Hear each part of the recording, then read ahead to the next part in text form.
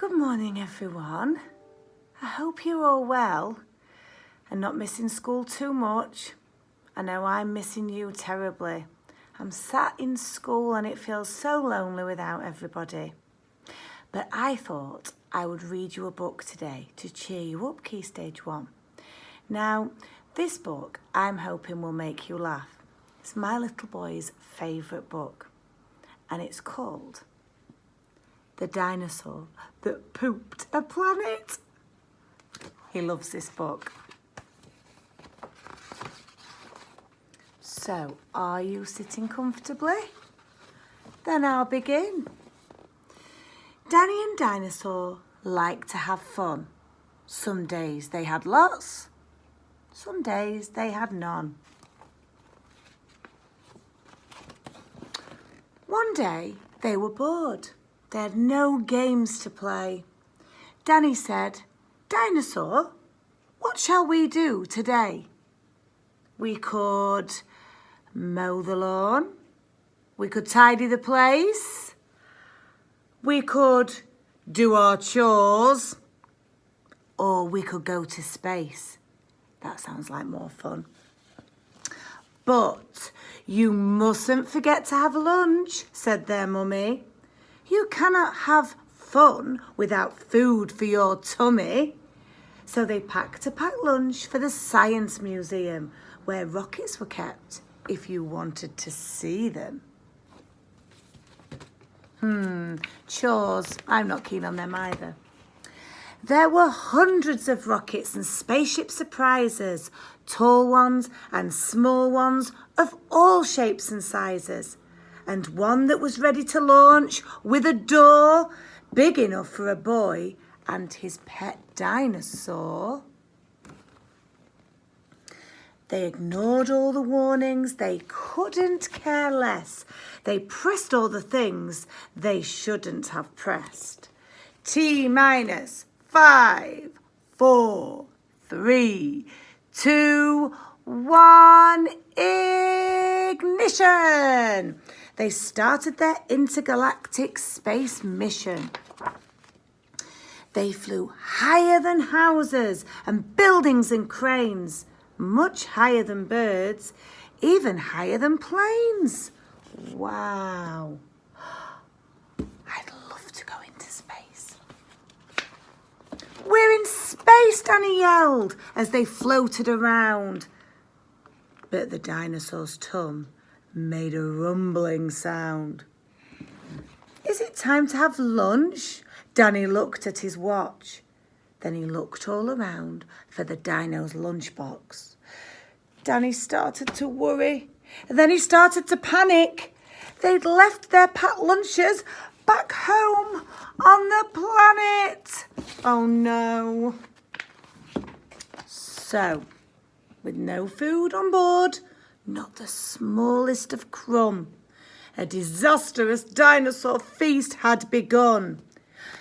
It gobbled up gadgets and gizmos galore. Nothing was safe from the space dinosaur. Robots and ray guns and blinking red blinkers, eating things thought up by NASA's great thinkers. The hyper gamma reactor machine was swallowed along with the space tractor beam. Wow. And I thought I was eating a lot on lockdown.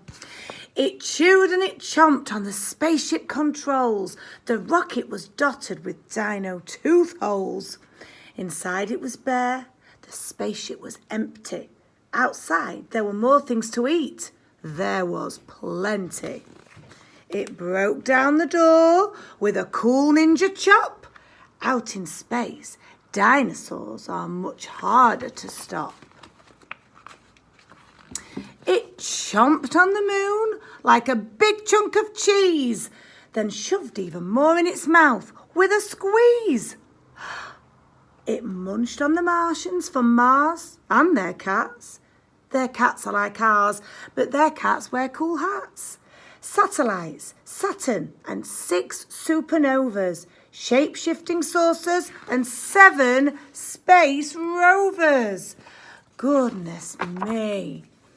It guzzled 5 gallons of fuel from the tank and Danny's jaw dropped as he watched what it drank. With a crunch and a crack and a nom nom nom nom, in one dino gulp, their rocket was gone.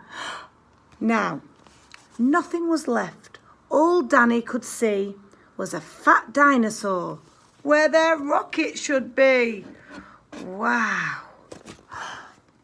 And so they were stranded with no way back home. Just Danny and Dino in space, all alone. What are they going to do, Key Stage 1? Now, Danny was crying. He cried and he cried. He cried and his tears filled his spacesuit inside. Unless they were going to stay there forever, well, the dinosaur needed to do something clever. With the feeling of guilt deep down in its gut, its brain brewed a plan involving its butt. It knew there was only one thing it could do. To get them back home, it needed to poo. Oh dear. Oh dear, look at this. Like a poop-powered rocket, the dinosaur flew. Dan hopped on its back and he watched as it pooed. It pooped out the robots and ray guns and blinkers. The things NASA's thinkers thought up were now stinkers. Ooh. It pooped out the moon. It pooped out the stars. It pooped the space rovers and Martians from Mars. When Danny looked back, he could see a poop trail from far out in space to the dinosaur's tail. Oh, look at that. Wow. They headed for Earth and they started to orbit. It pooped on the clouds, but the clouds just absorbed it. They flew past the buildings and streets of their town, leaving the houses all smelly and brown, and finally landed back down on the ground. Hooray, Danny cried. We are home safe and sound. They looked to the sky and the things that were pooed had formed a poop planet right next to the moon. And so Danny promised to listen to Mummy because fun is not fun without food in your tummy. And just when you thought all the pooping was done, a Mars cat plopped out of the dinosaur's bum. Wow. Well, I sure hope you enjoyed that Key Stage 1. My little boy giggles every time I read it. Now, stay safe, stay at home, and hopefully, fingers crossed, we will see you all soon. Bye-bye.